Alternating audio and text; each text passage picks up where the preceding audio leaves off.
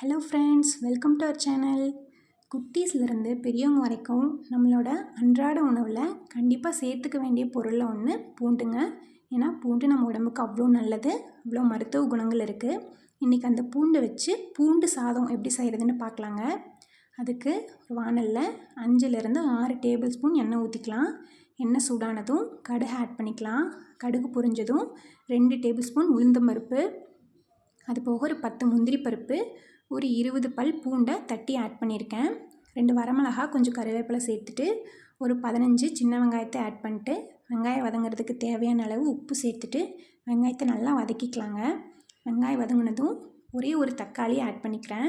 Add பண்ணிட்டு 1/2 table spoon மஞ்சள் தூள், 1 டேபிள் ஸ்பூன் கரம் மசாலா, தேவையான அளவு உப்பு சேர்த்து தக்காளி நல்லா வதக்கிக்கலாங்க. தக்காளி நல்லா வதங்கினதும் சாதத்தை ஆட் பண்ணிக்கலாம். நான் இன்றைக்கி 250 கிராம் சாதம் எடுத்திருக்கேன். வேக வச்சு ஆற வச்சு எடுத்து அதில் ஆட் பண்ணியிருக்கேன். ஆட் பண்ணிட்டு நல்லா மிக்ஸ் பண்ணி விட்டுக்கலாம். மசாலாலாம் நல்லா மிக்ஸ் ஆகிற மாதிரி.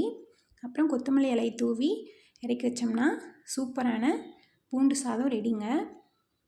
இதை அடிக்கடி குழந்தைங்களுக்கு பெரியவங்களுக்கு செஞ்சு கொடுக்கலாம். உடம்புக்கு ரொம்ப நல்லது. இதை லஞ்ச் பாக்ஸுக்கு டின்னருக்கும் ப்ரிப்பேர் பண்ணலாம். சாப்பிட சூப்பராக இருக்கும். கண்டிப்பாக செஞ்சு பார்த்துட்டு எப்படி இருக்குன்னு சொல்லுங்கள். வீடியோ பிடிச்சிருந்தா சேனலை சப்ஸ்கிரைப் பண்ணுங்கள். தேங்க்யூ.